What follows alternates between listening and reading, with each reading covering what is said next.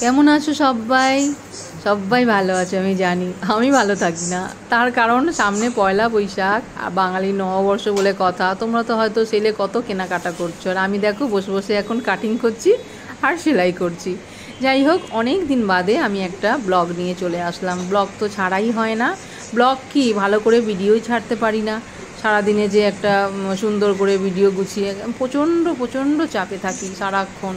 আর এই দেখো, আমি পেপার কাটিং করে এখনও খুলিনি। যাক গিয়ে মেশিনে বসেছি, এখানেই খুলে খুলে সব কিছু করে নেব। আমি এই ব্লাউজটার কাটিংটা না ওই কুটুসের সাথে একটা শর্ট দিয়েছিলাম, শর্ট ভিডিও, ওখানে তোমরা হয়তো দেখেছো। যাই হোক, সবটা তুলে ধরা সম্ভব না। আর আমার হাল দেখো, সকাল থেকে খেটে খেটে পারি না। সেলাইটা না খুব কষ্টের কাজ, জানো তো, যারা করে তারা জানে। আমি এখন খুব গরম লেগেছে, কাজ করতে করতে দেখো কেমন ছড়িয়ে ছিটিয়ে রেখেছি। মা গো মা, আমি এখন এক গ্লাস লাস্সি করে নিয়ে চলে এসেছি। একটু গরম লেগেছে, লাস্সি খাই, তারপরে দারুণ হয়েছে লাস্সিটা, খুব সুন্দর হয়েছে। যাই হোক, দেখো এই ব্যাক পার্টটা হয়ে গেছে, চৌকো গলা হচ্ছে এটা ব্যাক পার্টের। আমি ওই পট্টিও লাগিয়ে নিয়েছি, ঠিক আছে। আর সামনের পার্টটাও হয়ে গেছে, সবটাই হয়ে গেছে। আমি এখন ওই পুটটা মানে কাঁচটা জুড়বো, তারপরে ফিনিশিংটা দেব, ঠিক আছে। আর ব্লাউজটা ফিনিশিং করে তোমাদেরকে দেখাচ্ছি যে কেমন হয়েছে।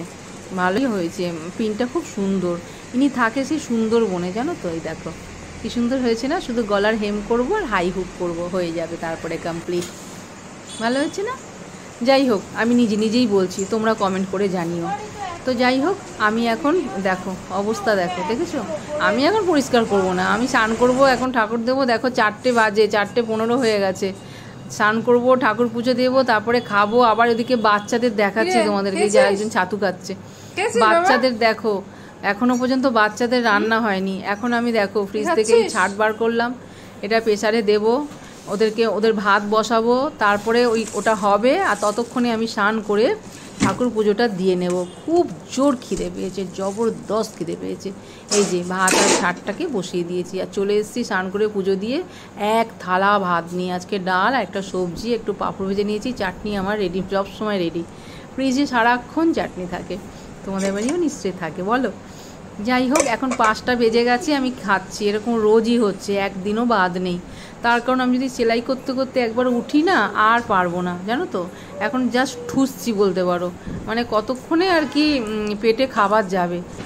যাই হোক, আমি এখন খাওয়া দাওয়া করে একটুখানি রেস্ট করব, একটুখানি, খুব বেশি করা যাবে না, তার কারণ অনেক কাজ আছে আবার। চাটনিটা যা হয়েছে না, আমের চাটনি আমার দারুণ লাগে। তোমাদের কার কার ভালো লাগে একবার কমেন্ট করে জানিও তো, জানাবে কিন্তু প্লিজ, ঠিক আছে।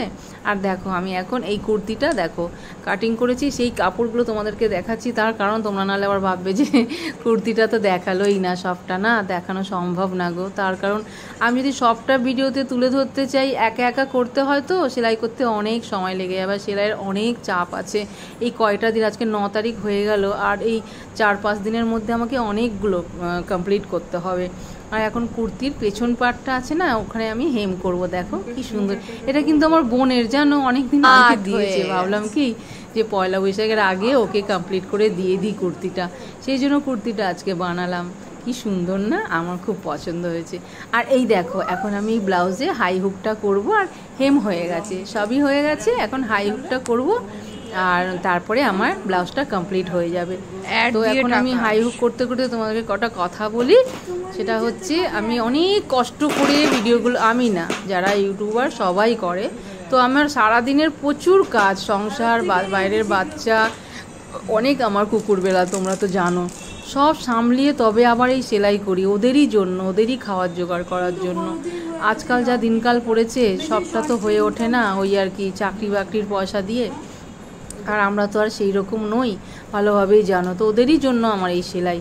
এখন আমি এই হাই হুকটা করে নিয়েছি। আর ভালো লাগলে অবশ্যই লাইক, শেয়ার ও কমেন্ট করতে ভুলো না, সাবস্ক্রাইব করতে ভুলো না। এখন দেখো খুশি আমার কাছ থেকে কি খাচ্ছে। চলো টাটা।